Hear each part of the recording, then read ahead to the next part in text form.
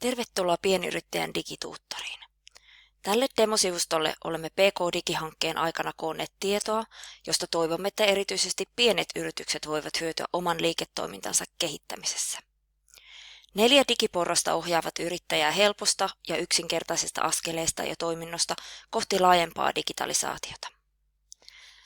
Mallin 2 ensimmäisellä osalla, portaalla, opastamme asiantuntijavideoiden ja linkkien kautta nettinäkyvyyden lisäämisessä ja sähköisten apuvälineiden käyttöönotossa myynnin ja markkinoinnin tukena.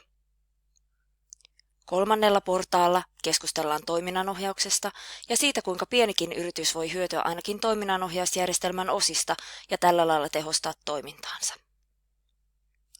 Ylimmällä portaalla herätellään ajatuksia tulevaisuuteen ja teemana erityisesti minkälaisen uudenlaisen liiketoiminnan tai ansaintalogiikan digitalisaatio mahdollistaa. Tänne sivun ylälaitaan on tulossa vielä osio, jossa keskustellaan tietoturvasta ja uudesta tietosuoja-asetuksesta ja sen velvoitteista yritykselle.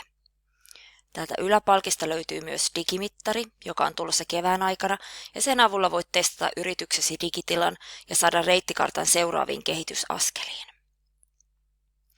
Koska koko Digitutor-malli on vielä kehitysasteella, toivoisimme pilottiyritykseltä palautetta sivujen suhteen. Täällä yläpalkissa on Anna palautetta-linkki, jonka kautta voit lähettää tiimiläisille sekä ruusuja että risuja sekä toiveita, kuinka sivua pitäisi vielä kehittää. Avointa mieltä ja kehittämisintoa koko PK-digihankkeen puolesta.